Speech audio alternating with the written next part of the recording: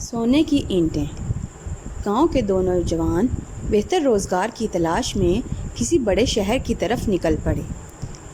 کافی فاصلہ طے کرنے کے بعد وہ کچھ سستانے کو ایک درخت کے پاس بیٹھ گئے۔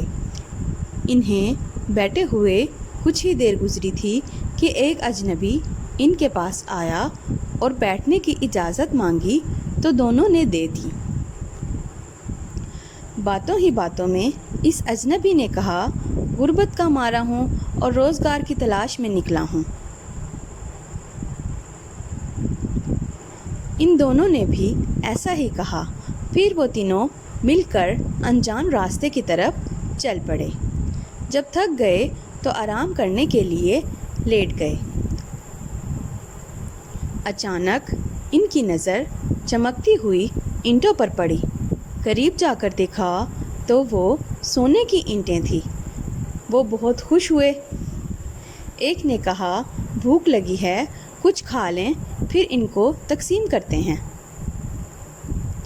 اجنبی بولا، میں جا کر لے آتا ہوں۔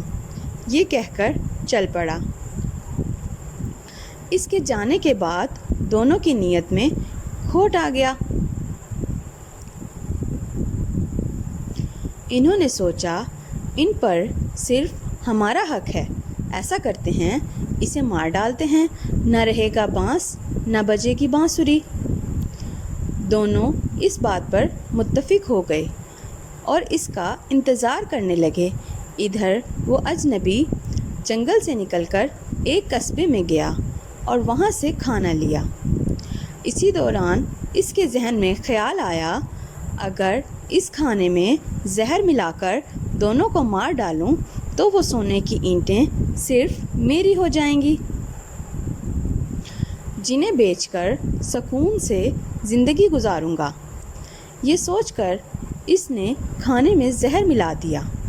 اجنبی کھانا لے کر یوں ہی ان نوجوانوں کے پاس پہنچا تو انہوں نے اسے گلا دبا کر مار دیا۔ پھر بھوک سے بے حال دونوں نوجوانوں نے جلدی جلدی کھانا کھایا۔